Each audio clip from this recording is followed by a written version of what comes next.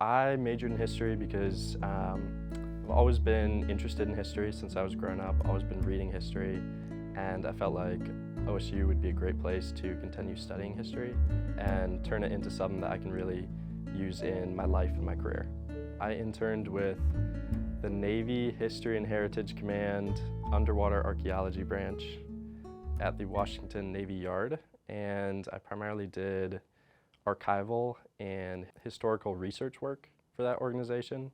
So stuff like going to the National Archives to get ship plans, researching different artifacts to try and identify them or try and find new information on them, researching shipwrecks, trying to design search areas for that kind of thing. So it was kind of a whole wide range of different tasks that I was involved in, but it was super exciting work, really fun. There were a couple main projects that I was involved with. The first was some of the Navy's Lake Champlain sites, specifically the Revolutionary War era sites. So I cataloged artifacts from the schooner Royal Savage, ran aground in 1776. I also created a website for Spitfire, which was a sister ship to Royal Savage, and I did research on the Valcour Bay Fleet, which was sort of the armada that both of these ships belonged to. Another project that I was involved with while I was working with the NHHC was a PB-4Y2 privateer, which is essentially a patrol aircraft from the World War II era that was found in the Baltic Sea. So we had several different artifacts from this aircraft that had been pulled up by divers, and I was assigned to work on these different artifacts.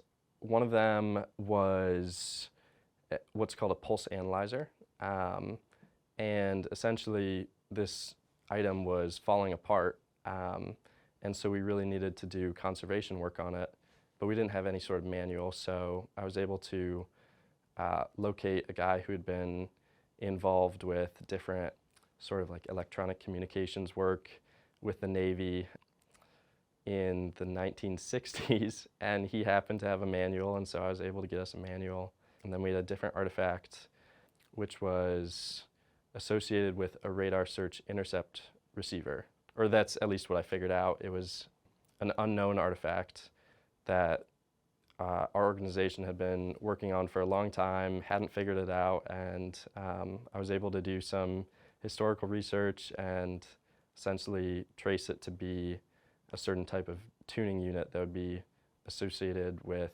a certain type of radar search intercept receiver. So that was all super cool work. Definitely not the type of thing that I expected I would be doing as an undergrad intern, but it was great to have that opportunity. I came away feeling validated about the skills that I've picked up as a history major at Ohio State. Especially I found that the skills that I've developed in writing were super helpful in that kind of professional environment.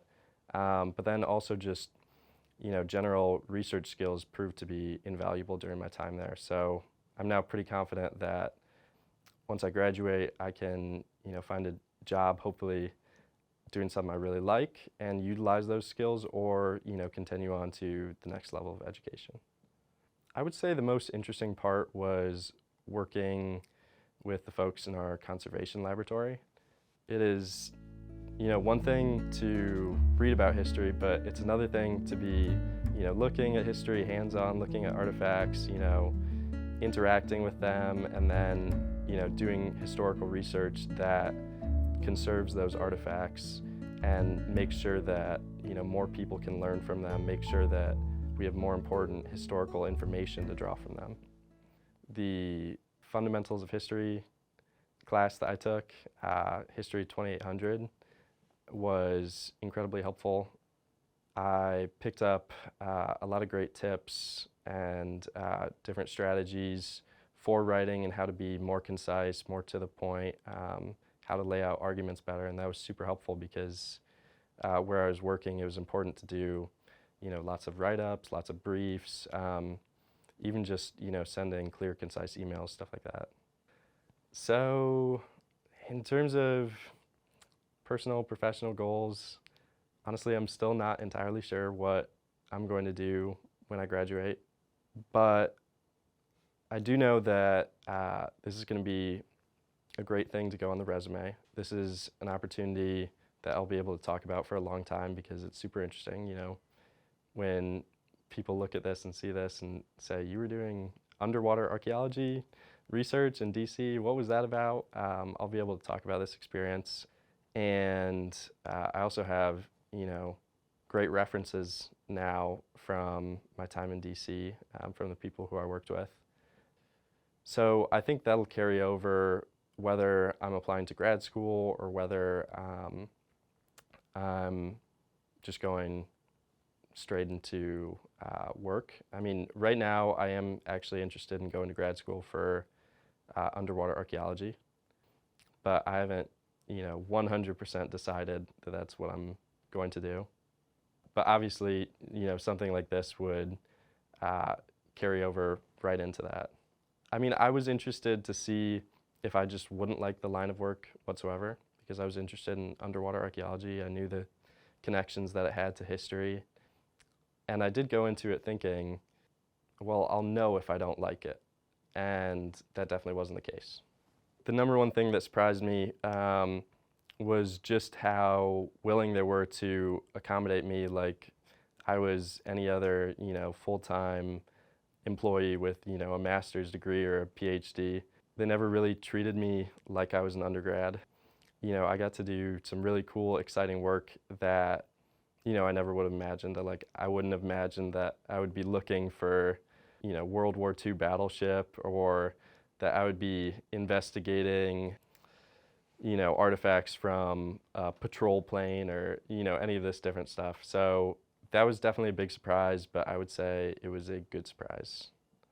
I mean, I would say the PB4Y2 stuff, the patrol plane stuff, was really the coolest, since I both got to, handle those artifacts, and, I just had the perspective of starting off the semester, our organization, knows very little about these items, and then end of the semester, I've worked on these items, I've worked with people from our team on these items, and now we know a lot more. That was a really cool experience. But other than that, we had a cannon recovered from the USS Revenge, which ran aground off of Rhode Island in 1810, I think.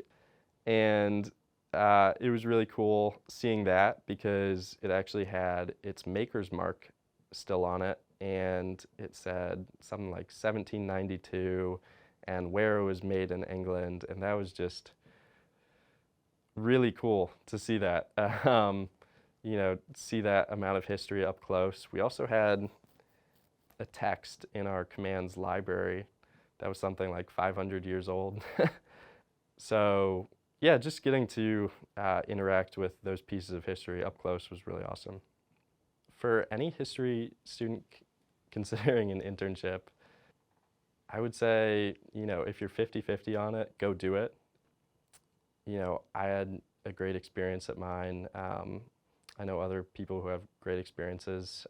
The other thing is, looking back on it, more practically, I think I would have maybe looked more at, grants or stuff like that that could have helped me pay for that internship since it was an unpaid position. So that would also be a component of my advice. If you're going to be living in a city that's really expensive like DC is, you should probably not just plan on using your summer money to do that. You should probably go look at grants and try and figure that out. It's one thing to be in the classroom, but getting to utilize your history skills in a professional environment is really great. And you have the opportunity to actually develop your history skills and make connections in the field that you're interested in. But yeah, I would say just go for it.